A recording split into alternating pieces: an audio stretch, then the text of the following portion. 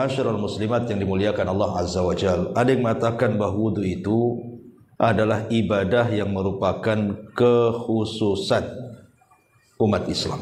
Tapi ada juga yang mengatakan tidak, bahkan seluruh para nabi juga disyariatkan wudu.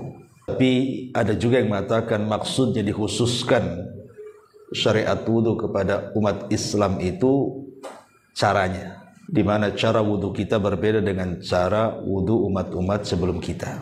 Dan wudu sendiri adalah salah satu identitas kaum muslimin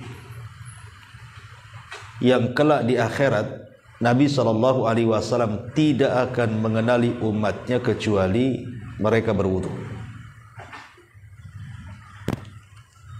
Dan itu dijelaskan dalam sebuah hadis di mana Nabi SAW satu hari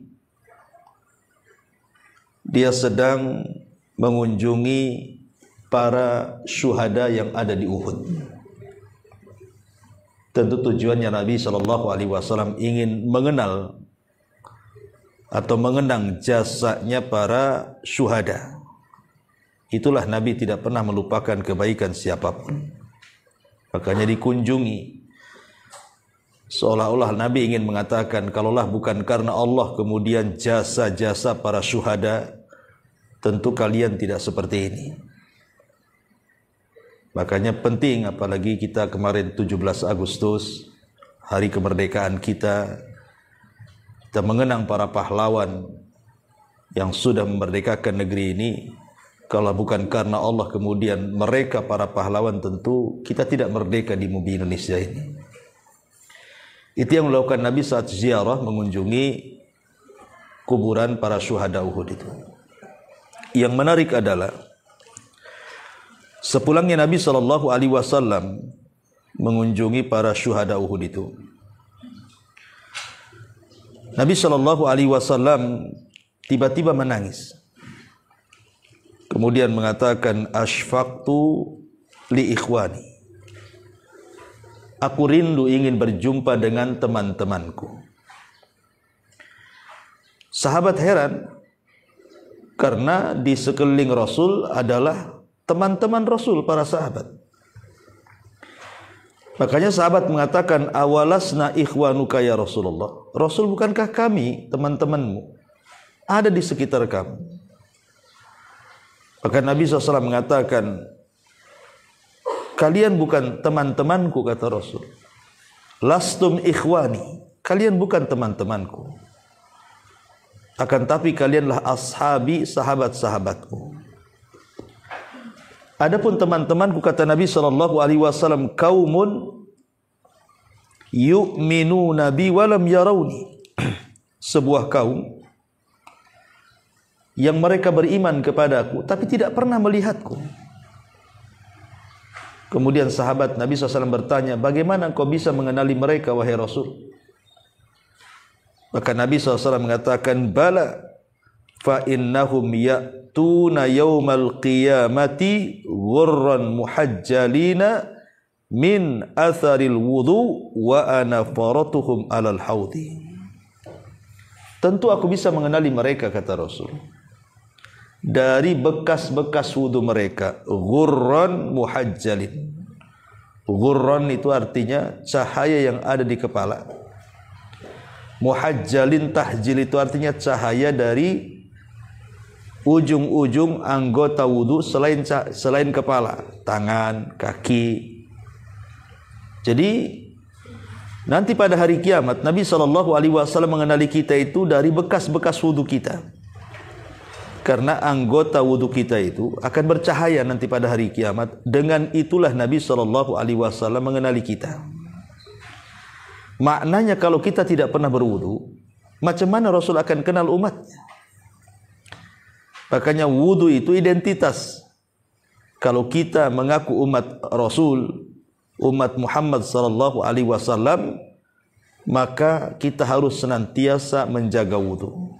Makanya ada hadis yang mengatakan, la yuhafid 'alal wudu illal mu'min. Tidak mungkin orang itu menjaga wudunya kecuali dia seorang mukmin. Kalau selain mukmin tidak mungkin menjaga wudu. Hanya orang yang berimanlah yang menjaga wudu. Karena tahu wudu itu identitas masalahnya. Masyarul muslimat yang dimuliakan Allah Subhanahu wa taala. Bahkan lebih daripada itu, kita cerita tentang keutamaannya dulu, Bu ya. Baru kita nanti akan ceritakan faedah-faedahnya. Di antara keutamaan wudu itu yang pertama, Bu, sebab mendapatkan kecintaan Allah. Kalau kita ingin mendapatkan kecintaan Allah Subhanahu wa taala, maka jagalah wudu. Karena perkara itu bukan bagaimana caranya kita mencintai, tapi bagaimana caranya kita dicintai. Kalau mencintai, belum tentu yang kita cintai cinta pula sama kita. Tapi kalau sudah dicintai, barang tentu kita bisa membalas cintanya. Bagaimana caranya kita meraih kecintaan Allah Subhanahu wa taala? Ya menjaga wudu tadi. Makanya Allah Subhanahu wa taala berfirman dalam surah Al-Baqarah 222, "Innallaha yuhibbut tawwabin." Allah itu senang, cinta, suka dengan orang-orang yang melakukan tobat, wa yuhibbul mutatahhirin, dan juga cinta dan suka dengan orang-orang yang menjaga kebersihan, termasuk wudu di dalamnya. Ini yang pertama. Yang kedua, sebab mendapatkan surga Allah Subhanahu wa taala. Sebab mendapatkan surga Allah Subhanahu wa taala. Disebutkan dalam hadis Uqbah ibn Amir radhiyallahu an. Uqbah ibn Amir radhiyallahu an. Nabi sallallahu alaihi wasallam mengatakan, "Ma min muslim yatawadda fayuhsinu wudu'ahu thumma yaqumu fayusalli rak'ataini muqbilan alaihima biqalbihi wa wajhihi illa wajabat lahul jannah." Barang siapa atau tidaklah seorang muslim berwudu, dan dia memperbaiki wudunya, enggak salah-salah wudunya itu, betul-betul dia memperbaiki wudunya, kemudian dia salat dan dia hadapkan hati dan wajahnya kepada Allah Azza wa Jal, kata Rasul, illa wajabat lahul jannah, kecuali wajib Allah masukkan ia ke dalam surga. Menunjukkan bahwa wudu itu adalah penyebab kita masuk ke dalam surga. Kemudian yang ketiga, raf'u darajat, penyebab kita diangkat derajatnya di sisi Allah Subhanahu wa taala. Makanya hadis Abi Hurairah radhiyallahu an, Nabi sallallahu alaihi wasallam mengatakan, "Ala adullukum ala ma yamhullahu bihil khataya wa yarfa'u bihi darajat." Qalu bala ya Rasulullah. Qala isbaghil wudu 'alal makarih wa kathratil khuta ilal masajid wa intidarus salati ba'da salah. Kata Nabi sallallahu alaihi wasallam, "Maukah ku tunjukkan kepada kalian apa-apa yang bisa menghapuskan kesalahan kalian dan mengangkat derajat kalian di sisi Allah?" Sahabat mengatakan, "Tentu ya Rasul, apa itu yang bisa menghapuskan dosa dan mengangkat derajat itu?" Maka Rasul mengatakan, "Sempurnakan wudumu ketika kau benci melakukannya." Boleh jadi mungkin cuacanya lagi dingin, kita malas wudu, kata Rasul, sempurnakan wudumu walaupun kau benci untuk melakukannya. Kemudian biasakan melangkahkan ke masjid dan menunggu solat setelah solat. Dari sini menunjukkan bahwa di antara sebab diangkatnya derajat kita adalah berwudu. Kemudian yang keempat, dan ini yang luar biasa, adalah di mana wudu ini penyebab kita akan memasuki telaga Nabi sallallahu alaihi wasallam. Ingat, setiap nabi itu dianugerahi telaga. Setiap nabi itu dianugerahi telaga. Dan telaga ini kelak di akhirat itu menentukan seseorang haus dan tidaknya ketika berdiri di tengah-tengah padang mahsyar yang matahari diletakkan 1 mil di atas kepala dengan keringat bercucuran. Karena siapa yang minum dari telaga itu lam yadma abada, tidak mungkin haus selamanya. Lah orang-orang yang berwudu itu mereka ada kesempatan minum dari telaga Nabi SAW. Makanya setelah Nabi SAW menyebutkan nanti pada hari kiamat dia akan mengenali umatnya dari cahaya wudu, maka Nabi SAW di ujung hadis mengatakan wa ana faratukum alal haudi, dan aku menunggu kalian di telagaku. Subhanallah. Maka berwudu ini penting, walaupun hanya dalam rangka memperbaharui saja. Pamannya ibu masih belum batal sih. Pamannya duhur, ibu sudah wudu, belum batal sampai asar. Apa salahnya memperbaharui wudu? Kan ada baiknya juga. Walaupun ibu tidak batal, karena termasuk sunnah Nabi SAW itu berwudu untuk setiap 1 kali sholat, walaupun belum batal. Itu sunnah hukumnya. Tajdid al-wudu namanya ya, memperbaharui wudu. Kemudian yang nomor 5, takfirul khotoya.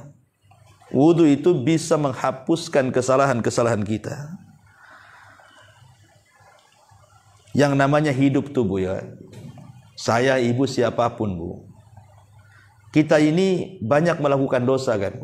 Entah dosa lisan kita, entah dosa hidung kita, entah dosa mata kita, entah dosa tangan kita, entah dosa kaki kita. Kita tidak tahu. Setiap hari itu pastilah kita ini melakukan dosa dari anggota-anggota badan kita itu.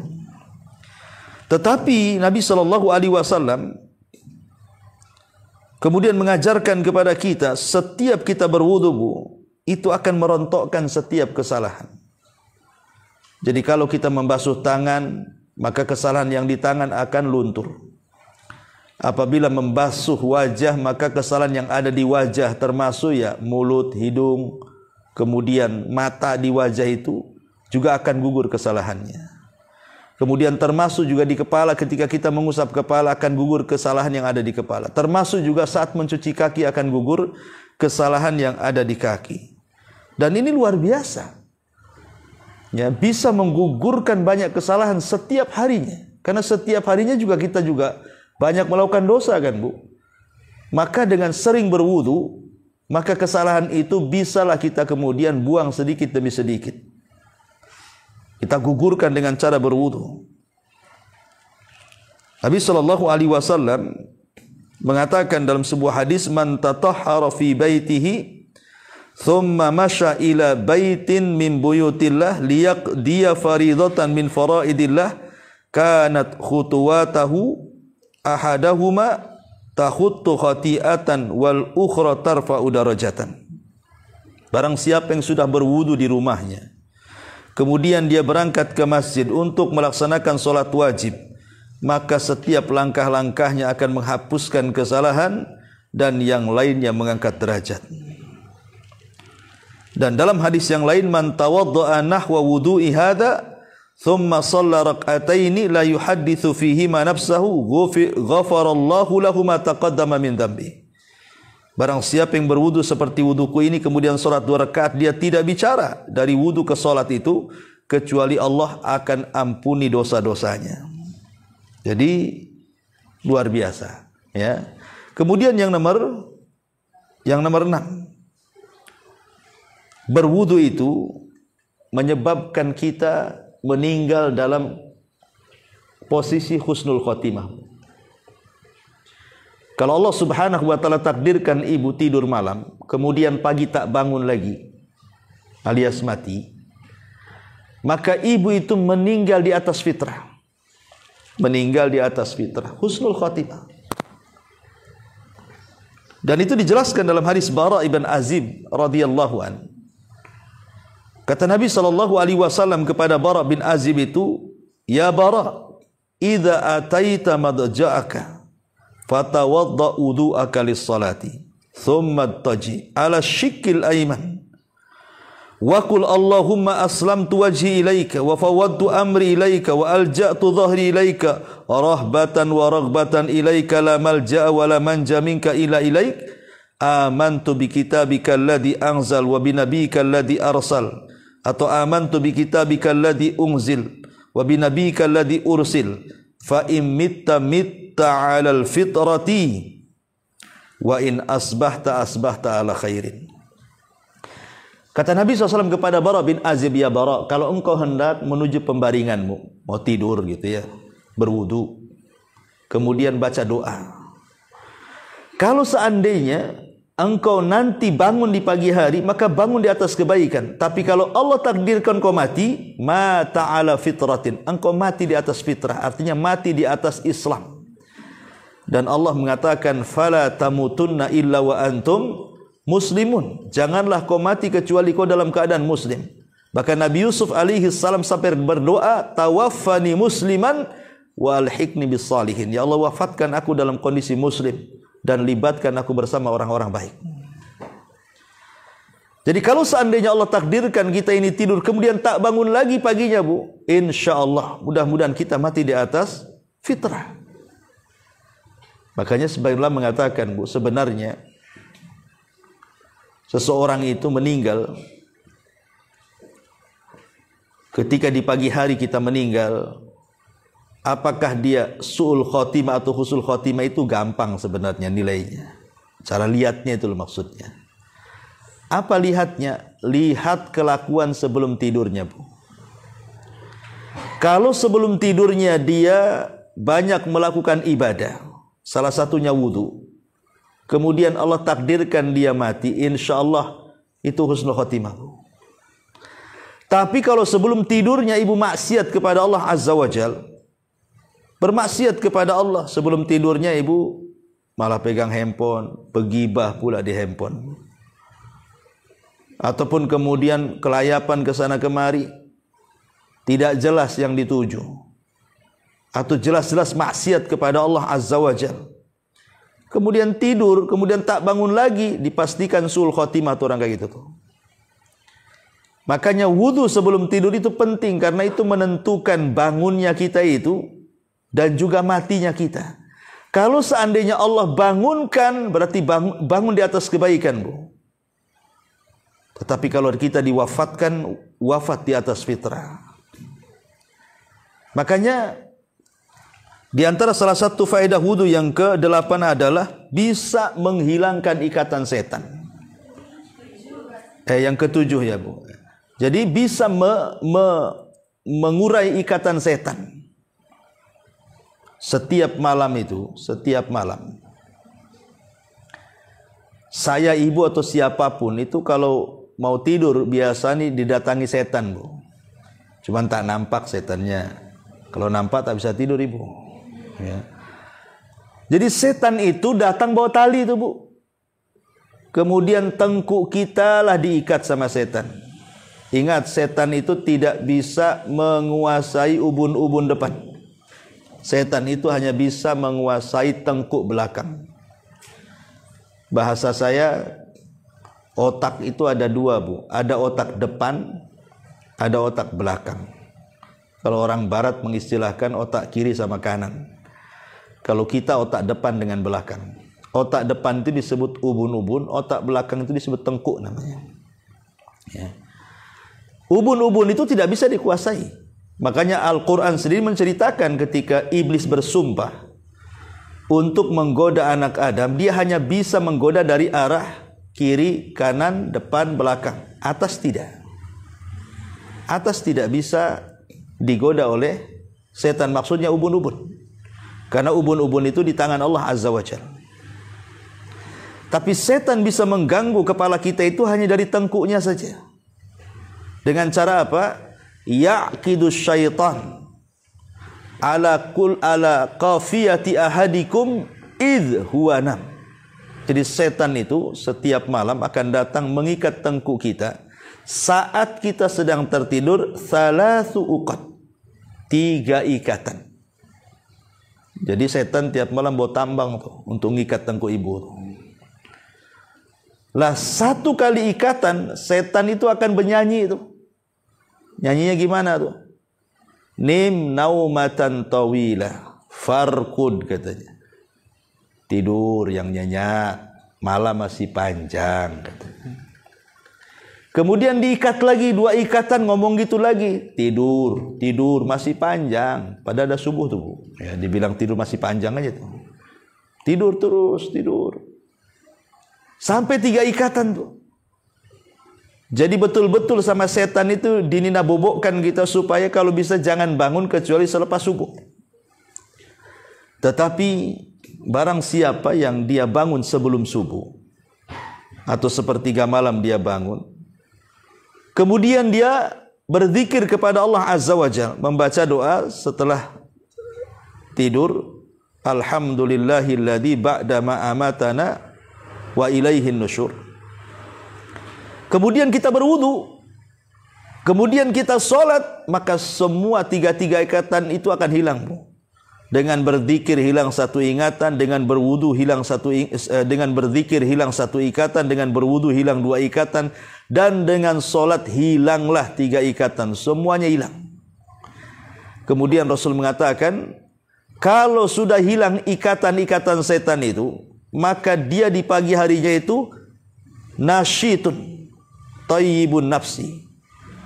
Dia akan semangat hidupnya dan jiwanya akan bersih. Hidupnya akan semangat, jelas tujuan hidupnya untuk apa, dan dia pun menjadi semangat betul-betul karena jiwanya itu bersih. Tapi sebaliknya kata Rasul, kalau ikatan itu tidak ada yang terurai, karena bangun jam 8, jam 7 atau jam 6 gitu kan ikatannya masih diikat tuh di tengkuknya, maka dia akan dibangunkan dalam kondisi malas dan buruk perangainya. Hatinya buruk. Coba lihat manfaat wudu itu. Jadi kalau orang tidak berwudu, kemudian bangunnya pula selepas subuh gitu kan, itu alamat tuh malas, kemudian jelek hatinya. Dan kalau itu yang terjadi kata para ulama, maka biasanya orang seperti ini akan mendapatkan banyak masalah yang tidak tahu apa penyebab masalah itu muncul. Ada aja masalah. Masalah ini belum kelar, datang pula masalah yang lain. Masalah yang lain belum datang pula, akhirnya bertumpuk-tumpuk tuh masalah itu. Akhirnya dia malas, tidak berani menghadapi, tidak berani menyelesaikan, karena jiwanya jelek. Tapi kalau seandainya jiwanya baik, dia semangat, masalah sebesar apapun Allah akan tolong baru menguraikannya. Itulah manfaat wudu tuh di situ tuh. Ya. Ma'asyiral muslimat yang dimuliakan Allah Subhanahu wa taala. Kemudian juga nomor 8, lebih daripada itu adalah wudu penyebab dikabulkannya doa. Jadi kalau ibu sebelum berdoa kemudian berwudu, kata Rasul, ma min muslimin kata Nabi SAW, yabitu ala dzikrin tahiran fayata'aru minal laili fayas'alullaha khairan minat dunya wal akhirah illa a'tahu iyyahu, kata Rasul. Barang siapa seorang mukmin, dia tidur malam, kemudian dalam kondisi bersih, artinya dalam kondisi berwudu, kemudian tengah malam dia bangun dan meminta sesuatu kepada Allah, kecuali Allah akan berikan semua permintaannya. Hadis dikeluarkan Abu Dawud. Lihat bagaimana keutamaan wudu begitu dahsyatnya dijelaskan oleh hadis-hadis Nabi sallallahu alaihi wasallam. Ma'asyiral muslimat yang dimuliakan Allah Subhanahu wa taala. Kemudian apa lagi? Bahwa yang nomor 9, ya, wudu ini dijelaskan al-wudu nisful iman. Wudu itu separuh daripada keimanan. Dan itu disebutkan dalam hadis Abi Malik Al-Asy'ari radhiyallahu an, Rasul mengatakan at-tuhuru syatrul iman, bahwa kebersihan itu separuh dari keimanan. Separuh keimanan artinya iman itulah yang bisa menjaga kehidupan kita. Kita ini tidak melakukan maksiat itu karena ada iman. Karena orang bermaksiat itu hilang imannya. Sehingga kalau seandainya kita berwudu, minimalnya menjaga keimanan separuh kita itu, dan tidak sampai hilang total gitu ya. Dan yang terakhir tentunya wudu sendiri adalah dalam rangka al-iqtida. Iqtida itu artinya mencontoh Nabi sallallahu alaihi wasallam. Nah, inilah diantara fadilah wudu. Taib. Kita masuk kepada manfaat wudu. Ma'asyiral muslimat yang dimuliakan Allah Subhanahu wa taala. Kita tahu bahwa ketika ibu berwudu, saya atau siapapun ketika berwudu kan di antara yang dibasuh itu adalah tangan, kepala, kedua telinga, kaki kan, itu anggota-anggota wudu kan itu. Manfaatnya apa sebenarnya? Manfaatnya itu loh apa membasuh-basuh itu. Kita ambil manfaat di akhirat dulu. Ma'asyiral muslimat yang dimuliakan Allah Azza wa Jalla, ada sebagian ulama itu ingin mengungkap rahasia di balik wudu itu. Di antara manfaat di akhiratnya adalah ketika ibu ini mencuci kedua tangan atau mencuci tangan lah sebelah kanan gitu ya, ketika berwudu ibu mencuci sebelah tangan yang kanan dulu baru kiri kan, seolah-olah dia ingin mengatakan kepada Allah Azza wa Jalla, ya Rabb, semoga nanti kelak pada hari kiamat ketika catatan-catatan amal itu diterbangkan, aku bisa mengambil dengan tangan kananku ini. Sehingga dengan itulah aku mendapatkan hisab yang mudah. Lah ketika kita membasuh tangan kiri pun juga sama. Semoga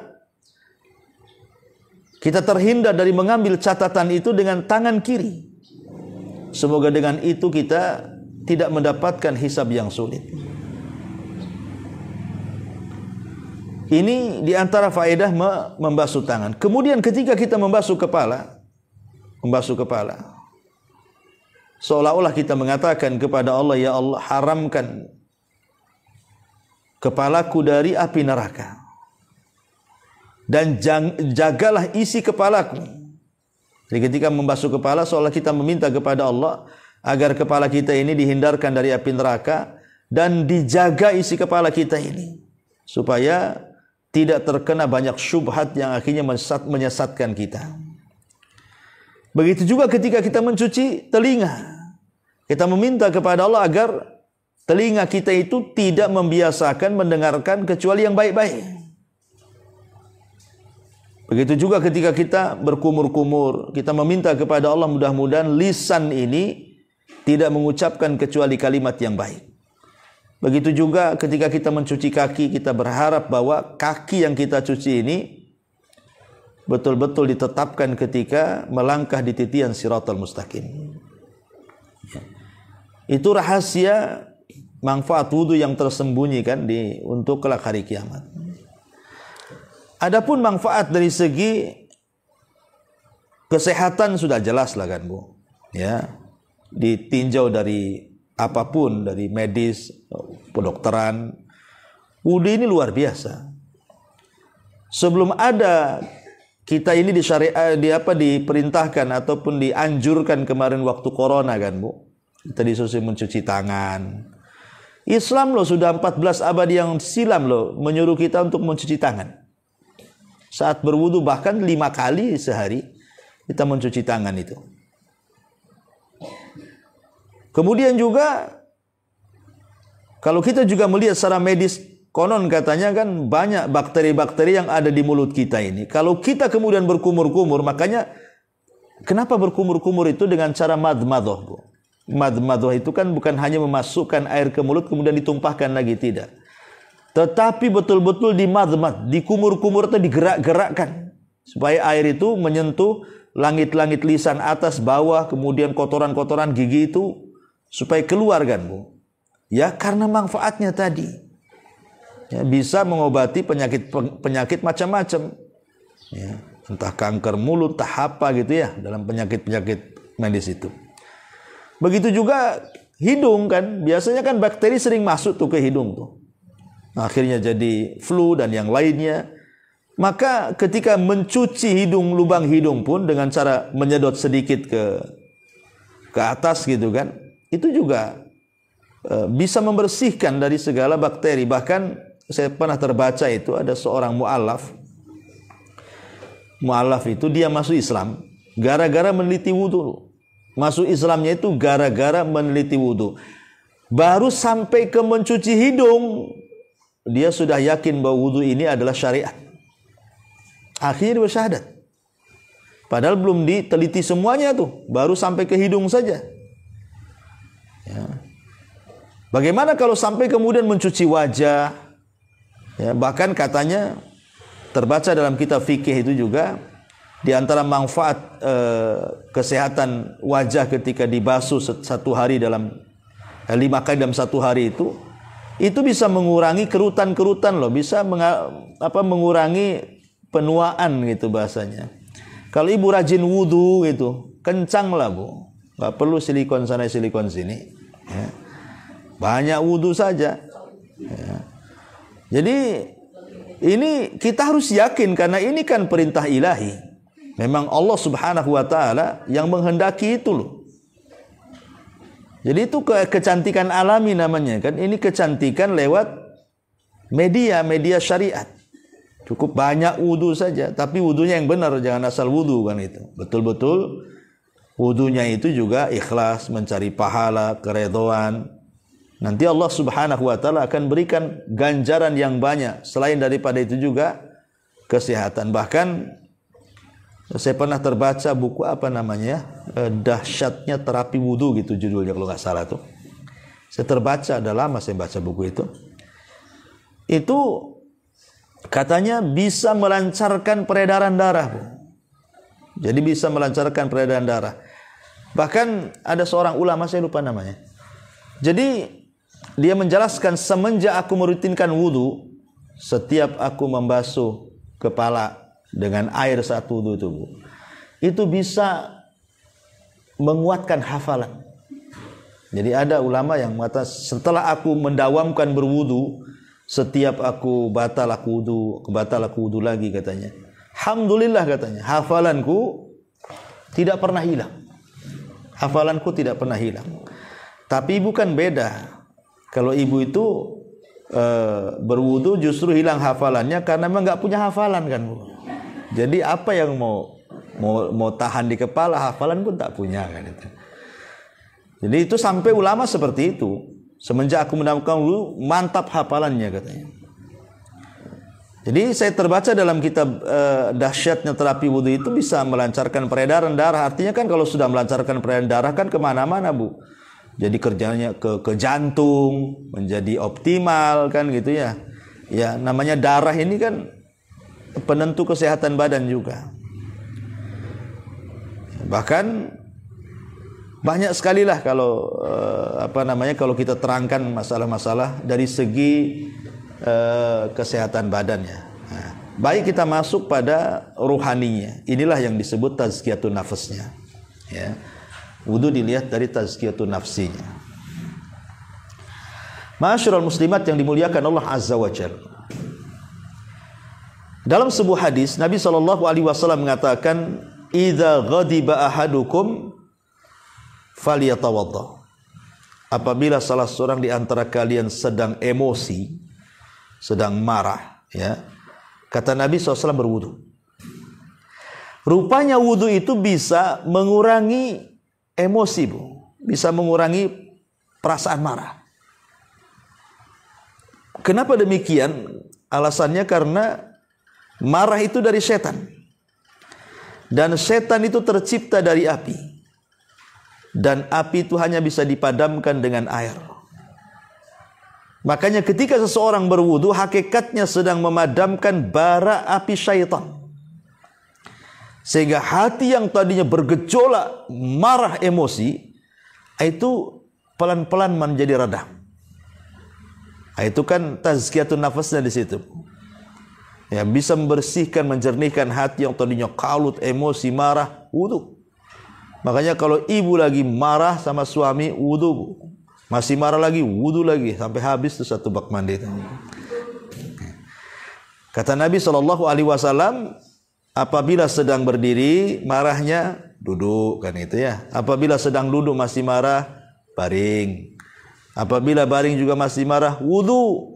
Nah, ini wudu, penentu nih, terakhir wudu. Kemudian sholat. Jadi salah satu terapi orang sedang emosi itu berwudu. Maka ini bisa menjernihkan hati wudu ini. Ini dari segi tazkiyatun nafasnya. Kemudian juga yang kedua, hadis yang tadi saya baca, Bu. Hadis dari Abu Hurairah radhiyallahu an. Nabi SAW mengatakan, ya'kidu syaitan ala qafiyati ra'si ahadikum idza huwa nam thalatha uqadin. Jadi setan itu mengikat tengkuk salah seorang di antara kalian apabila tertidur 3 ikatan. Kemudian di ujung hadis Nabi SAW mengatakan, fa in sallah in halat uqdata kullaha fa asbaha nasyitan tayyiban nafsi wa illa asbah khabithan nafsi kaslan. Kalau dia kemudian bangun dan dia berzikir, kemudian berwudu, kemudian salat, apa kata Nabi?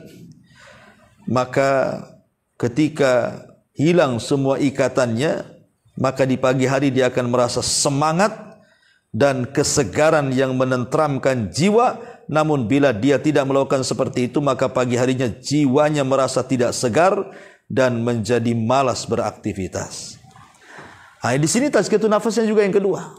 Ya, jadi dengan berwudu tadi selepas bangun tidur, itu jiwa akan bersih.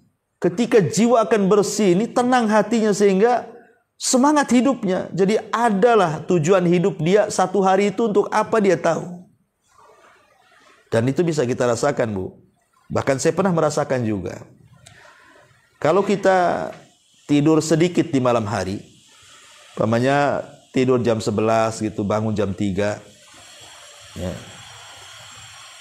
Kemudian mungkin di antara ibu ada yang tahajud atau baca Quran atau dzikir itu, bukan?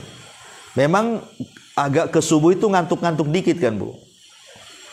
Tapi nanti pagi harinya itu selepas subuh tuh, kemudian ibu nyapu, ngepel atau nyiram aktivitas itu, rasanya tidur yang sedikit di malam hari itu tidak mempengaruhi kesehatan badan ibu. Tapi coba ibu ini tidur umpamanya kan jam 11, bangun subuh, kemudian sholat subuh, kemudian habis subuh tidur lagi, bangun jam 9. Itu kan udah cukup-cukup tuh tidur itu, bukan? Mulai jam 11, bangun jam 9 kan? Cuman bangun tuh sholat, tidur lagi. Itu sudah direncanakan tuh, habis subuh harus tidur nih. Udah ada rencana tuh. Ya kan? Tidur itu kan harus ada rencana dan kesempatan kan, Bu. Nah, kemudian bangun jam 9, ibu rasakan badan ibu seperti apa tuh? Pasti sakit-sakit badan, bawaannya ngantuk aja tuh. Padahal udah lebih-lebih tuh jamnya tuh. Nah, itu bisa kita rasakan seperti itu. Dan memang ini kan obat nabawiyah namanya, tibun nabawi. Walaupun kita kurang tidur semalam hanya 2 jam, 3 jam gitu kan. Tapi kita berhasil melepaskan ikatan-ikatan setan itu. Kemudian kita bangun di pagi hari, rasanya semangat aja hidup tuh. Ya paling nanti ngantuk-ngantuknya kalau udah dekat-dekat duhur gitu kan. Nah, itulah di situ ada kailulah, sunnah tidur siang. Ya. Jadi nomor 2, dari segi tazkiyatun nafasnya wudu ini bisa menjernihkan hati, memberikan semangat hidup sehingga tidak malas. Dan tadi saya katakan, sebagian ulama mengatakan bahwa dia akan mampu mengurai banyak masalah pada hari itu. Dia akan bisa mengurai banyak masalah walaupun banyak masalah hari itu. Dengan cara tadi mengikat uraian setan. Karena kalau hati tenang, enak kita menghadapi masalah. Tapi kalau hati itu ruwet, riweuh, itu sulit menghadapi masalah. Ya. Ma'asyiral muslimat yang dimuliakan Allah Azza wa Jalla. Bahkan ada hadis Nabi SAW mengatakan ketika kita memakan daging unta. Ketika kita makan daging unta kan Bu, Nabi memerintahkan untuk berwudu. Tapi kalau kita makan daging kambing, Rasul tidak merintahkan kita berwudu. Dari sini kata para ulama, salah satu nawaqidul wudu, pembatal wudu itu adalah ketika kita makan daging unta. Dan tidak batal wudunya kalau kita makan daging kambing. Apa alasannya? Karena unta itu tabiatnya tercipta dari setan. Unta itu tabiatnya tercipta dari setan. Sehingga bawaannya panas, ya kan? Bawaannya, ya tahulah setan bawa ibu kemana kan itu. Nah, dengan kemudian berwudu setelah makan daging unta, di situ manfaatnya apa? Ya tadi supaya meredamkan hati yang sudah makan daging yang tercipta dari tabiat setan tadi. Ma'asyiral muslimat yang dimuliakan Allah Subhanahu wa taala. Bahkan yang lebih daripada itu, tazkiyatun nafasnya adalah kalau ibu selepas wudu kemudian berdoa, kan selepas wudu itu kan ada doa Bu. Apa doanya? Kata Nabi SAW, man tawadda'a fa ahsanal wudu thumma qala. Barang siapa yang berwudu kemudian dia perbaiki wudunya tuh. Kemudian dia berdoa selepas wudu, asyhadu an la ilaha illallah wahdahu la syarikalah wa asyhadu anna Muhammadan abduhu wa rasuluh. Allahumma ij'alni minat tawabina waj'alni minal mutatahhirin. Futihat lahu samaniyatu abwabil jannah yadkhulu min ayyiha sya'a. Kata Rasul, kemudian dia berdoa, aku bersaksi tidak ada sesembahan yang berhak disembah kecuali Dia, dan aku bersaksi Muhammad adalah hamba dan Rasulnya. Ya Allah, jadikan aku termasuk hamba-hambamu yang bertobat, dan jadikan aku termasuk hamba-hambamu yang senantiasa bersuci. Maka kalau kita membaca doa ini, Allah akan buka padanya 8 pintu sorga, dan ia boleh masuk dari 8 pintu sorga yang ia kehendaki. Pendek tapi luar biasa.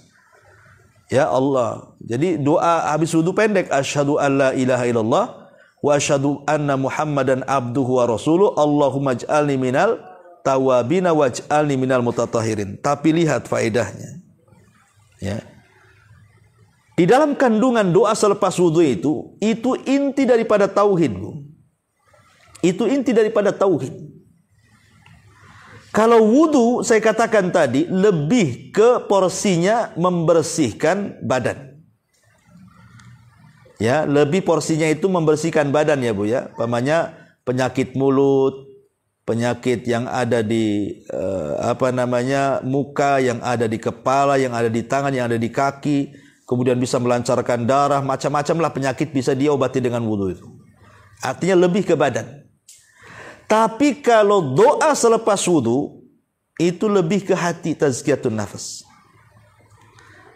Karena dalam hati manusia itu kan macam-macam, Bu. Ada syiriknya, ada bid'ahnya, ada hasadnya, ada dendamnya, ada dengkinya, ada irinya, macam-macam lah penyakit hati itu, Bu. Makanya wudu ini bisa menghilangkan penyakit badan, doa selepas wudu itu bisa menghilangkan penyakit hati. Ketika kemudian penyakit badan hilang, penyakit hati hilang, makanya ibu betul-betul menjadi orang baik tuh. Mudah untuk bertobat, waj'alni minat tawabin.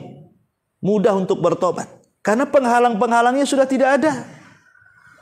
Orang itu kalau susah bertobat itu kan karena ada penyakit hatinya, ataupun ada penyakit badannya. Ketika dua-duanya sudah hilang tuh, penyakit badan sudah hilang dengan wudu, penyakit hati hilang dengan doa selepas wudu, berarti mudah dia untuk bertobat. Makanya para ulama ketika memberikan syarahan kepada doa selepas wudu, mereka mengatakan walamma kanatit taubatu taharatul batini an adranidz dzunubi wal wudu'u taharatul zahir anil ahdatsil mani'ati minat taqarrubi ilaihi ta'ala nasabal jam'u bainahuma Fa idza fa'ala dzalik futihat abwabul jannah ats-tsamaniyah. Ketika tobat itu membutuhkan kebersihan hati. Ketika tobat itu membutuhkan kebersihan hati, dan itu bisa dilakukan dengan cara apa? Doa selepas wudu. Itulah untuk membersihkan hati supaya kita mudah bertobat. Dan ketika kemudian wudu sendiri adalah bisa membersihkan kotoran-kotoran badan. Apabila dijumpakan bersihnya badan dan hati, maka orang itu mudah untuk melakukan tobat dan mendekatkan diri kepada Allah Azza wa Jalla. Disitulah letak tazkiyatun nafasnya.